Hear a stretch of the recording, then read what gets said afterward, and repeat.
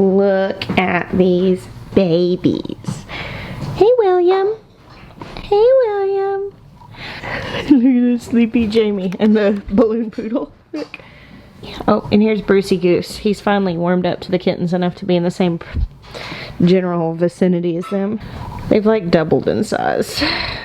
Those are gonna be ready. They'll be on the website tomorrow. Mm-hmm. Oh, okay. Shall we show them?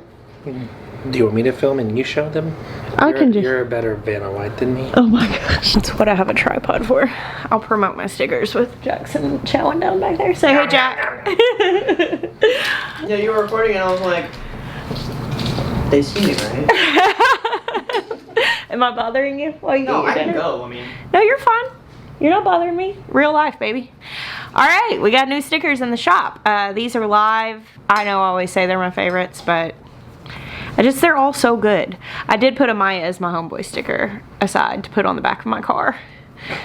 It's on like everything. I've got it on like my cup I drink out of and put on my car, and he's like, oh my goodness. Okay, for those of you who don't know, we have a sticker shop. You can find it at our website, rootsandrefuge.com, under the shop tab. The link is in all of our videos, and we put up new stickers every month. They're limited edition, so once they're gone, they're gone, and we feature different artists. This month is actually an artist we've had do a couple of months for us in the past. She's a friend of mine on Instagram. Her name is Kelly Robertson. She's amazing. I have now worked with her a few different times. She does such a good job of really capturing our channel. She watches our channel and she just knows us, and I feel like it's really represented in her work. So first we have the lovely Dr. Witchy's tomato sticker. Oh, are you gonna come help me talk about stickers? You sleepy guy? We also have this really cool design, which is a tomato plant, and if you'll notice there's an egg in the hole underneath, and it's on a cattle panel trellis, so that's a really cool sticker. We have this one. Sometimes we do stickers that are kind of inside jokes here on our channel. Like some of these, like anybody could put on their stuff, and just anybody who's gardeners. And we like to do some things like that. But occasionally there will be a sticker that is very much an inside joke on our channel, and the people who are like really avid viewers are gonna get the joke. And this is one from a few months ago. Sweet Benjamin, my darling farm boy who is 6 years old, when we were daily checking our goats for signs of kidding, because we had all the goats getting ready to kid, and he told me about the baby goats. He was like, Mom, I need you to tell me when they're locked and loaded in the vagina so I can come and watch the goat birth. So many people said I need a sticker of that, and or a t-shirt of that, and I was like, I don't know that I'm gonna put locked and loaded in the vagina on a t-shirt, but we did make a sticker that says locked and loaded with baby goats. There's this really Mac and Mercy were the inspiration for the baby goats on here, which are the babies that Ben Turn and I rescued out of a really hard birth this year. So that is definitely one of the inside joke stickers that we've done. Here we have one, and I think this is so beautiful. Kelly does really, really beautiful art of people, and I just thought this one was really pretty. We've got a beautiful woman here, and this is asparagus, and it says plant a legacy. Of course, I have talked about planting asparagus, and I planted asparagus at my farm here knowing that I was going to be moving. I planted it after we knew we were going to be moving because I wanted it to be there for the next person. At the time I didn't know it was going to be one of my very dear friends that would have my farm. Again, the next sticker is a reference to a video. It says here, don't mind me, just pruning the grass. And I'll put a link down below to the video where I talked about pruning the grass, and you see there's a hand with pruners, and there's the grass, and that was just a video that I just shared something that was on my heart, which is it was a good inspirational video, and I love that sticker. It's so beautiful. This one is so special. It's so representative of Kelly's style of art. So I mean, all of these are just so extraordinary. And this is amazing. I want to put it on everything. It says, I bless you until next time. And of course we've got the cherry tomatoes, and we've got some little sunflowers and chamomile and poppies. Just gorgeous sticker with our sign-off tagline. We've also brought back a few of my favorite of Kelly's designs from the past that she's had before. And that is this jar of zinnias, this jar of fermented or pickled goodies, her original sunflower, as well as the tomato sandwich sticker. So all of these are available through the month of June in our shop. Whenever they sell out, they're gone. At rootsandrefuge.com under the shop tab, the link is down below. Also, we have reopened the next pre-order for shirts through Be Unlimited. I'll put that link as well. That is a separate shop. It's under their shop because we actually don't print or ship the shirts. They come directly from them. If you ordered on the last pre-order, that's closed now, so they're printing those and shipping them out, but we've reopened it, so if you missed it, you have another opportunity to buy them. All right, now Maya and I are actually about to take you guys around the farm, and we're gonna talk a little bit because we're moving in 45 days, which is really soon. Let's go do a vlog. Oh, Jamie, big stretch. So Jamie much prefers snuggling with Maya and the boys. He likes me okay, but William has turned out to be my little snuggle bug. He climbs up on me and snuggles with me at every opportunity, and I love it. And Bruce is still very much Asher's cat. He cuddles with me some when Asher's not here, but for the most part, he just treats us all like we're completely beneath him. All right, so I want some feedback from you guys, my darling YouTube friends. I'm like looking at the next month and a half, and it's really gonna be one of those things. Obviously, we're still having the garden going, we're still having the farm going, we gotta take care of the stuff, so we might as well show you. But a lot of what we're gonna be doing is stuff like organizing out this pod and packing it, and putting stuff in boxes and getting stuff ready. Do you guys like seeing that stuff? I mean, do you like to see like the logistics of moving? Because I think some people are saying they do. I think the majority is saying they do. Yeah, I mean, really my plan is just do what we do and just show our authentic life, which right now we're moving across the country and it is what it is. I do want to show you guys something. I'm really proud of this. So I finally got all of my decor put up in my camper. Look, I made a collage wall. Is that not the cutest thing? I'm so proud of that. So we showed you guys the camper last week. Our friends came and stayed with us for a few days on their vacation, and we actually left the camper here for that trip.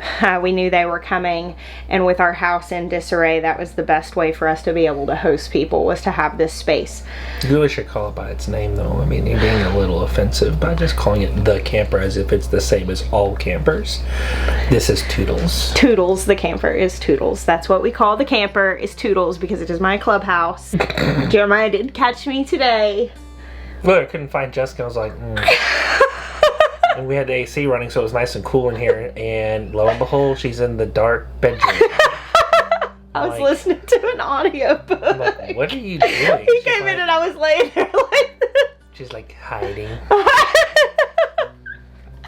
Hey, that's mister. So actually, I'm finishing getting this ready. I got some of those like Velcro, it's like strips, and I'm cutting them to put behind these things just to make sure they're good and secure, because right now this isn't gonna work for these moving. So basically this stuff is all gonna be stuck to the wall. I'm gonna reinforce all of these with Velcro, with those industrial Velcro strips. They're attached in multiple places, but just to make sure they don't adjust while we're driving. And I'm getting this ready because Maya is going to be taking it to our land, and as we do the back and forth over the next month, it's going to be a really wild little season of transition this next month and a half. We looked at the calendar today, and I mean, I may have cried a little. Like, it was just, it's a lot. And I'm not gonna, I keep saying I'm overwhelmed. I'm actually not. We can handle this. I'm not going to become overwhelmed. There's a lot of exciting things about moving and getting to the big property. Yeah. And seeing that stuff, but then there's a lot of like logistical stress of getting there, getting all of our stuff there, making sure we've got everything lined up for being able to live there. And then there's the grieving of leaving. Yeah, that's like a big part of the process too. It really is a lot. I'm not just saying that like as like a generic cliche thing. Like, it's just a lot. Yeah. What a time to go too. The garden is so lovely. I think it would be easier to go whenever it was like dead of winter and it was a mud hole. Maybe.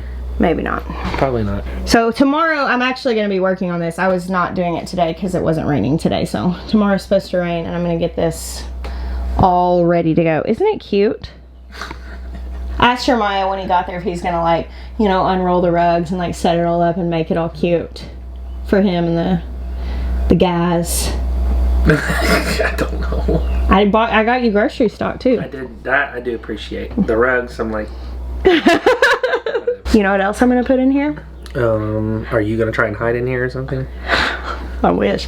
Eggs from our chickens. I'm gonna dig you some potatoes. I got some potatoes to harvest. Oh yeah, and they're perfect. I'm gonna dig you some tiny ones. I'm gonna dig you some potatoes before you go, and cabbage. I'm gonna send you some cabbage, and there's squash. You get the first ones. I'm sending them with you in the camper. Cool. You know what I'm not sending with you? Green beans. Yeah, I'm keeping this. Jeremiah doesn't like green beans. Oh my goodness, guys. Oh, look, Audrey left me a note. Thank you for letting us stay.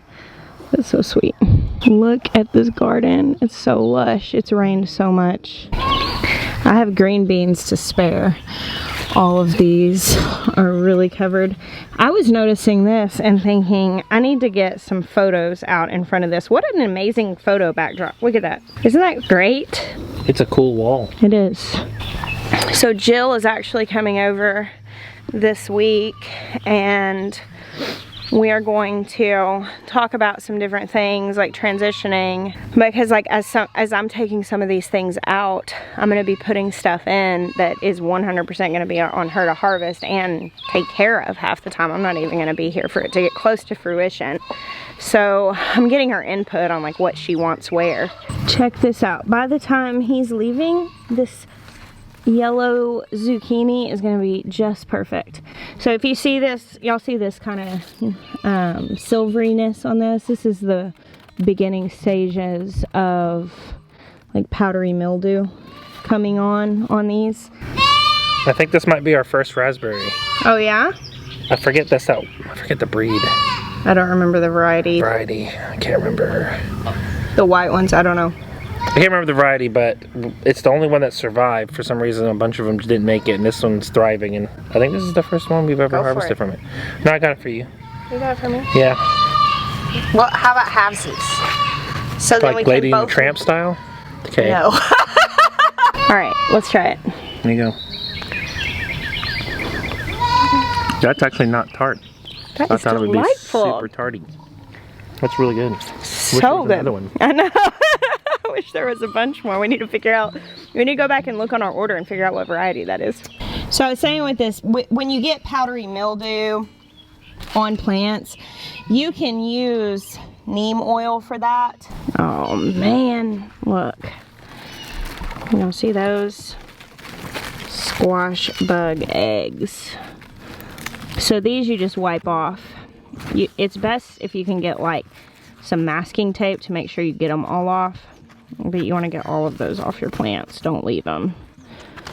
They lay so many eggs at once, and when you start getting... Oh yeah, look there. There's more. They're pretty easy to get off, but the problem is you have to find them, and when you start seeing them, they're going to be everywhere. I like to get masking tape and then I can roll them and then gather them all up. Goodness, lots of rabbit trails. The powdery mildew. You can use neem oil, put it on in the evenings, dilute it according to the instructions. Don't try to like overdo it because you're putting oil on your plants. Exemplifies the sun rays. So whenever you put oil on your plants, it does the same thing. It's a good way to burn your plants, putting oil on them early in the day. You want to do that in the evening? I'm not feeling super hopeful that I'm going to be able to do a lot about any powdery mildew that comes on my squash right now because it's raining every day. And if you live in a place where it rains every single day and it's really humid, that's kind of something that ends up happening. Now, if you really stayed on top of it, you could head it off enough. But the way I usually handle squash issues, and this may be the lazy way, but I still get to eat a lot of squash, is I just succession sow them. So I sow squash about every 2 or 3 weeks through the spring and into the early summer. So you notice right here, I've got little squash plant here. I've got a couple other little squash plants, some over on the other side of the garden, and I just do different varieties. So like this is all one variety, and I'll harvest these until the plants go kaput, either from squash bugs or powdery mildew. The next ones will be coming on, the next ones, because I have a hard time keeping squash plants alive very long. Maybe because circumstance, maybe because I get lazy about stuff like reapplying things every day when it's raining. This garden sure is lovely, sweet Maya. I think those sunflowers are almost 2 dads tall. 1 3/4 dads. That's pretty accurate. Yeah, Jill's coming over this week, and we're gonna work on some garden stuff. I'm actually interviewing Jill for Jess's interview show. Oh, dang. Yeah, I am. They want to be on your interview show. Yeah, they have a lot to say. Well, what they want to know is if they're gonna get another bottle. Bottle! Hey, actually, we need some sort of container. I left something out here a little while ago. Come here. The potatoes? Did you see them?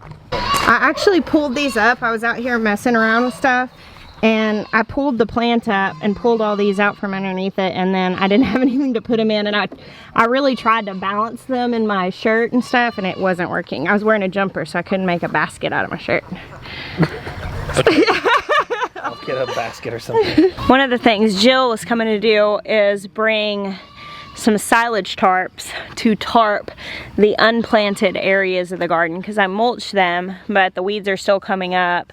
If she goes ahead and tarps those areas, if she wants to plant those when they move in, because they're moving in August, and that will be plenty of time to plant the fall garden. Y'all hear that thunder?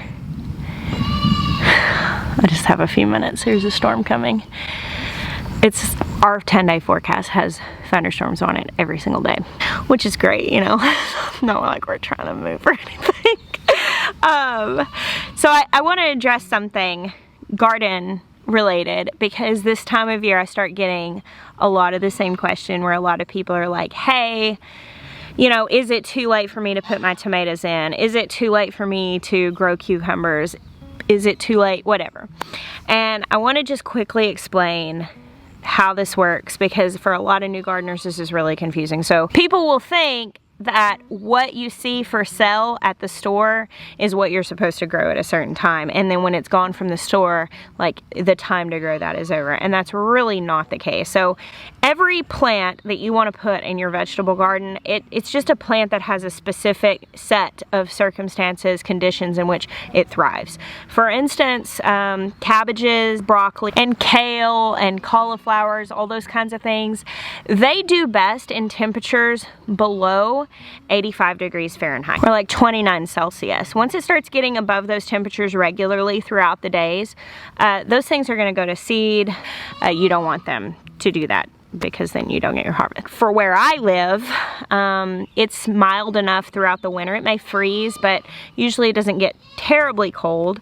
We just grow those things through the winter, or in the fall, or in the early spring, and then we're pulling them out and finishing them up when it starts to consistently get warmer than that every day. So whenever I'm asking, is it too late for me to plant these things, really what I need to do is I need to think about how long it takes for those to grow, and when they reach the point of maturity, what's the weather gonna be like. You can look up the weather records in your area just by searching your zip code, the closest large city. Figure out what is the average high and low temperature for every month, and write those things down. And if you've lived there for a little while, you might not even need to look it up. You can have a general idea. The other thing you need to know is when your first frost date is in the fall. So you can look that up again by your city or zip code. Look up, when is my first frost date? For me here in Central Arkansas, it's usually around the end of October. And you can also do an internet search, how many days until, let's say my last frost is October 29th. How many days until October 29th? And I'll have a number of days. And all I need to know for instance, like a frost tender thing, a tomato or a pepper or an eggplant or a cucumber or any of those things, I need to know how many days the variety it is. And it usually says that on the seed packet. And I need to know if I have that many days left until the frost. For instance, I can sow squash, like I said, I succession sow those. I can sow those all the way up until like September, because those only take 50 days to come to fruition. You going in? Okay. It's starting to rain pretty good. And that's all I have to do to know if I can keep sowing this thing. So whenever people ask me, am I too late to sow this? Probably not. Now, if you live in a really short zone, maybe. You may already be too late to sow those things. There's no way to really say that without having your first frost date at hand. You should always know that. And I encourage you to like push the limits on that. For instance, like Jill, I told her, hey, get your silage tarps down, because when they move here in August, they could plant a whole nother garden, because they're gonna at that point still have almost 3 whole months until there's frost, and it could go even longer than that. In August here in Arkansas, because we do have such a long season, you can still sow beans and squash. You can take suckers off your tomatoes and sprout more tomato plants. Sometimes get more harvest from those. You can still sow lots of flour. And you can also put in all of those frost hardy things like the cabbages and things like that that don't like the heat, because by the time they start getting big, it will be cooling off. And that may feel slightly overwhelming to you at first, but I promise it really does become kind of second nature. And you'll get to the point that you know your area so well that you know exactly when you need to start things, and you'll kind of get into a groove in your own way of doing things. One of the things that is so interesting to me about moving to South Carolina is, though it is very similar to here, technically the area where we are is zone 8. When I had first looked it up, I thought it was zone 7B. So I think I'm probably in an area that's kind of could go either way, because I found multiple things saying 7B, and then I looked it up again and it said 8. But it's a very, very similar growing zone to here. But you know, I mean, you move and it's gonna be different conditions, and I'm really looking forward to the challenge of something new, because I'm pretty much on autopilot here. Like I pretty much know exactly when to do things and when I can do things and when I'm taking a risk. So it'll be kind of fun to start over. The rain is coming down. I'm gonna go see if Sweet Maya wants this blackberry. Thank you guys for hanging out with us this evening. I bless you. Until next time.